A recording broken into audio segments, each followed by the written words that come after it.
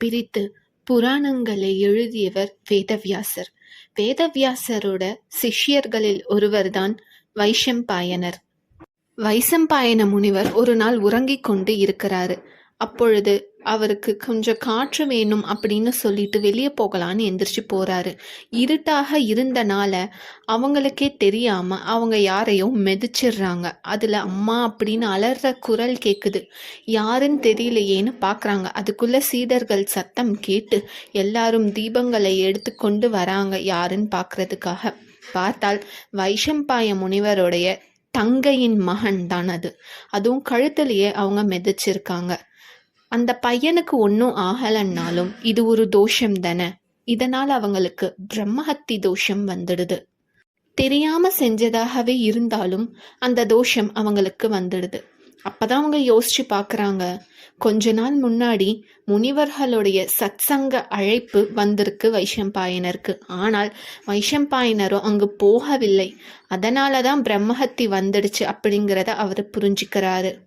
இந்த பிரம்மஹத்தி தோஷம் போகிறதுக்காக ஒரு யாகம் செய்யணும் அப்படின்னு முடிவு செய்கிறாரு. சரின்னு அவங்களுடைய சீடர்கள் கிட்ட யாகம்லாம் எப்படி செய்யலாம், யாரை அழைக்கலாம், யார் வந்து அந்த யாகத்தை செஞ்சு வைக்கிறது அப்படின்னு சொல்லிட்டு அவரு கேட்குறாரு. அப்போ அவங்களுடைய சீடர்களுள் ஒருவரான யாக்ஞவல்கியர் எந்திரிச்சு நிற்கிறாங்க. அவங்க சொல்கிறாங்க, நானே இந்த யாகத்தை செஞ்சு வச்சிடுவேன், அதனால் என்ன அப்படின்னு சொல்கிறாங்க. அதுக்கு வைஷம்பாயனர் சொல்கிறாங்க, உனக்கு அவ்வளவு ஞானம் இல்லை, நீ பேசாத அப்படின்னு சொல்கிறாங்க.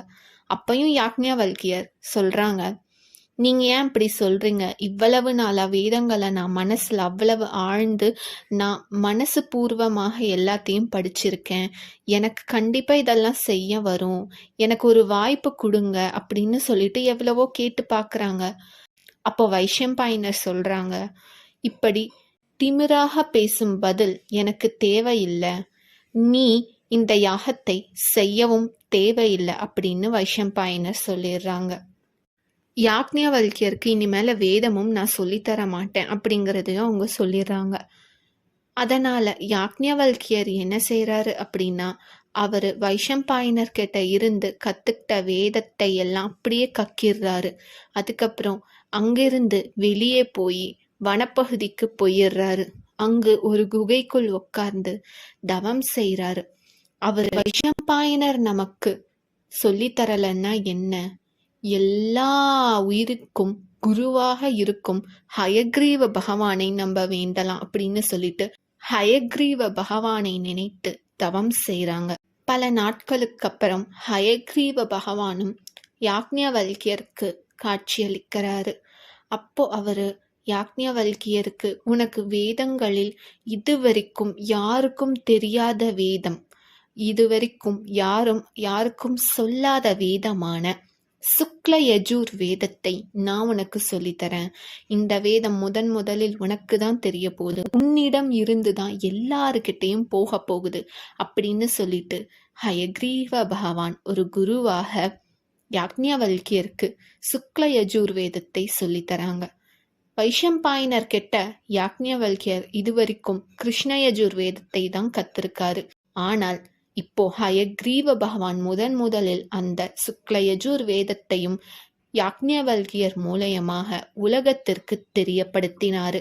அந்த வேதத்தை கற்றுக்கொண்டு யாக்ஞவல்கியரும் ஹயக்ரீவ பகவானை சுற்றி வலம் வந்து அவங்க வணங்கி நிறைய சீடர்களுக்கு அந்த சுக்லயஜுர் வேதத்தை பற்றிய ஞானத்தையும் அவங்க சொல்லித்தராங்க. இதனால சுக்லயஜுர் வேதத்திற்கு யாக்ஞவல்கியரே தலைமை முனிவராக இருக்கிறாங்க. ஏன்னா அவங்களுக்கு தான் இந்த விஷயம் முதலில் தெரிந்தது. அப்போ அவங்க சீடர்கள் கிட்ட அவங்க சொல்லுவாங்க, நீங்க எந்த படிப்பு எந்த வேதம் தெரிஞ்சுக்கணும்னு நினைச்சாலும் ஹயக்ரீவ பகவானை வணங்கினால் போதும், அவரே நமக்கு எல்லா விஷயமும் தெரியும்படி செய்வாரு. அதனால இந்த வேதங்களை நீங்க கற்றுக்கொண்டு விட்டு ஹயக்ரீவ பகவானை எப்பொழுதும் சதா காலமும் வணங்கிக் கொண்டே இருங்கள். உங்களுடைய அறிவு மிகவும் கூர்மையாக மாறும். ஹயக்ரீவ பகவானுடைய துணை எப்பொழுதும் உங்களுக்கு இருக்கும் அப்படின்னு அவங்க சீடர்களுக்கெல்லாம் சொல்லியும் கொடுக்குறாரு. அதனால நம்ம படிப்பு அப்படின்னு வந்தாலும் சரி, இல்லை நம்ம அறிவுபூர்வமாக எந்த விஷயம் செய்யணும்னாலும் சரி, ஹயக்ரீவ பகவானை வணங்கினால் அவர் கண்டிப்பாக ஒரு குருவாக இருந்து நமக்கு என்ன ஞானம் தேவைப்படுகிறதோ அதை கண்டிப்பாக தருவார். நன்றி, வணக்கம்.